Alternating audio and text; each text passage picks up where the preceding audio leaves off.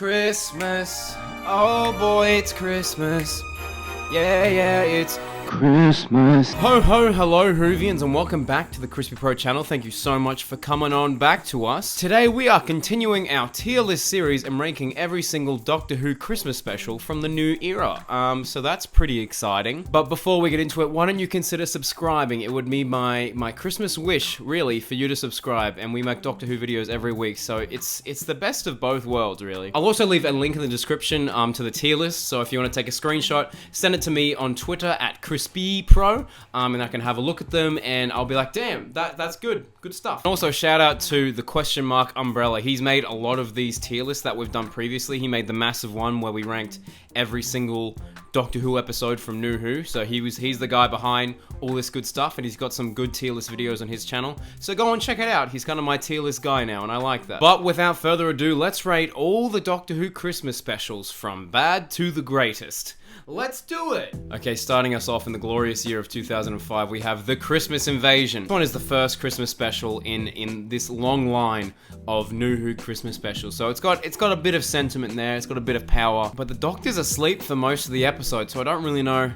how I feel about it as a whole. I haven't watched it in a long time, I will say that, but I don't remember not enjoying it. I feel like when David Tennant finally wakes up and he becomes the Doctor, you're like, oh, I kind of see what this Doctor's gonna be like. He's a bit cheeky, he's a bit of a flirt, you don't know what he's gonna say next. And I think it's this one that the Doctor actually stays and has Christmas dinner with everyone, which is really nice and something that we don't really see throughout the rest of these, really. I will say that this is a good Christmas special. It's not okay, it's not bad.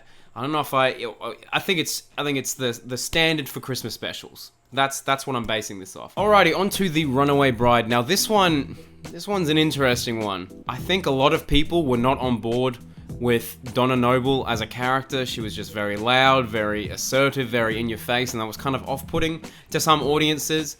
I didn't really know about any of this at the time because I only started with Matt Smith, so going back and rewatching this, I was like, oh, it's Donna, whatever. So this wasn't my first Donna episode, like a lot of people, this was their first Donna Noble episode, and I can imagine being a bit thrown off the character, but it is quite a fun time and very much kind of feels like a sequel to The Christmas Invasion. And it also has one of the coolest scenes in Doctor Who, I think, with the TARDIS on the highway and he's trying to get Donna out of the taxi. That's so cool. I'm gonna put it in good as well. I'll say they're about the same. I could be completely off with these. Just to warn you, this is my opinion. This is not a definitive list of the best ones. This is just me. Okay? Don't need to dislike the video like you did the companion one. Voyage of the Damned. Okay, now we're talking about Australia's own Kylie Bloody Minogue. I really like this episode. One, because David Tennant in a tuxedo is just something else. And two, I've always got a soft spot for Kylie Minogue. I mean, Australian pride, but is it better than these two? That is the grand question. I don't know. I like Banna Cavalata. But does Banna Cavalata mean it's fantastic?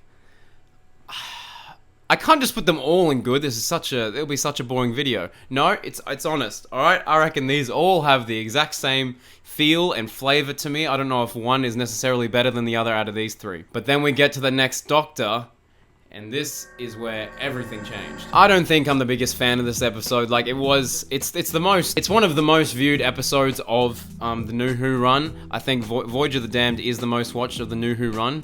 Aussie. And this one had huge viewership because they thought it was going to be David Tennant's last episode and that he was going to be replaced. I don't know why people thought that. It's almost like the episode was called The Next Doctor. I don't know. I'm gonna put it in okay. Okay? Alright, we're almost at the end of David Tennant's run. Wow, David Tennant had 5 Christmas specials? Good on him. Good for you. The End of Time, Part 1, because Part 2 was aired on New Year's Day. Rewatched this one recently, and I quite enjoy it. I feel like the stakes are high. It looks beautiful because they finally figured out how to film Doctor Who in high definition. And John Sim is absolutely bonkers and a real presence on screen, so... whoo! And it does have an almighty cliffhanger. Where do I put it? Where should it go? Fantastic. We're just gonna put it there. We can review at the end, okay? Now we're into Matt Smith. Okie dokies. A Christmas Carol. This was the first Doctor Who Christmas special that I saw. And My goodness. I remember I downloaded it on iTunes as well with the entirety of Series 5. And I broke our family's internet. That's how much downloads I was doing of Doctor Who, because I was getting well into it. And this Christmas special, Christmas Carol, very much fits with Matt Smith's fairy tale theme he kind of had in Series 5. Yeah, Series 5 did feel very, very fairy tale, and this was kind of the perfect bookend to that series. The soundtrack is absolutely stunning. I think this is one of the most good-looking episodes of Doctor Who ever, and it's a good story, so tell you what, I'm gonna put it in the greatest. Oh damn, I usually do something when we get the greatest. The costume came with a beard thing, so maybe the beard can come out whenever we get a greatest. Okay, now on to the Doctor, the Widow, and the Wardrobe. I don't know. This was the first Doctor Who Christmas special I saw live, and I remember at the time being like, yeah, that was alright. That was cool. It's got a good message, but I mean, so do a lot of these Christmas specials. This is a tough one. I think I'll put it in okay. Okay? The Snowman. Oh boy. Okay. This is where things get interesting. I have a real soft spot for the Snowman, and I don't know why. I think myself and a lot of the world were really intrigued by, you know, Jenna Coleman's character. Like, who is she? Why does she keep on dying? And I loved this version of Clara, and I loved her more than the Series 7 Clara we ended up getting. But I really, really did like Clara in Series 8 and 9. But this governess Clara was just so cool, and she was like living a double life herself, which was, you know, helped with the meaning of all these, you know, other Claras. It was funny. It was good. Not necessarily Moffat's strongest script, but I think it's pretty good. I think it's pretty good. It was fun. It was festive. The snowmen were freaking terrifying. It did leave us on a massive cliffhanger that got me very, very excited for Series 7 Part 2. So, there you go. Well done. Alrighty, on to Matt Smith's last Christmas special and last episode, full stop. The Time of the Doctor. This one is just bonkers. There so much happens in this episode, it's unreal. The Weeping Angels were in it at some point. I'm pretty sure Moffat said in an interview, or I might have just made this up, that he originally planned for Matt Smith to have one more season, so Series 8 would be his last one, and they were gonna, you know, wrap up a lot of, you know, the crack in the wall and his whole silence arc. But Matt decided to leave at the end of Series 7, so Stephen Moffat kind of crammed in everything he had imagined for Series 8 into this one special. And you kind of get a sense of that, but I think Handles is literally one of the best things that came out of the Matt Smith era, and I wish that we had more time with Handles. That was unreal. So, I'm gonna say, is it fantastic or good? I think The Time of the Doctor belongs literally in between here. But 50%'s a pass, so we'll put it there. Speaking of last episodes, we have Last Christmas, which was also apparently supposed to be Jenna Coleman's last episode, but she was like, nah, I want to stay on for another one. Oh my. This one is a bit of a fun one. Nick Frost is fantastic as Santa, and it is Capaldi's first Christmas special, so it does have that going for it. Not the greatest, it does the whole Inception, dream within a dream type thing, which was kind of cool to see. I wish they kind of delved a bit more into that, but it's, you know, there's a lot to do in an hour. So, I'll put it as good. I feel like for the most part, Christmas specials are not necessarily the best Doctor Who has to offer. Like, they're just good, they're fun, you don't have to think much about it, you know, just sit back, relax, and have some eggnog. Now onto the Husbands of Riversong. Very interesting. I don't know how I feel about this one, because I do like Alex Kingston, I do like Riversong, and it was nice that we got interaction between her and Capaldi, and I think this might be the last ever episode that Alex Kingston is in, because, you know, it does tie up things perfectly. I don't know if I would put it in the same tier as End of Time and stuff. Oh boy. I don't know, man. Why are you asking me all these questions? It's good. It's just good. I think if I were to base my review off the last 10 minutes of this episode, where they're at the Singing Towers of Darillium, I would put it straight in the greatest, because that is, oh my god, it pulls on your heartstrings. We'll put it there for now, whatever, I don't really know. Please like the video. Alrighty, Return of Dr. Mysterio. Well.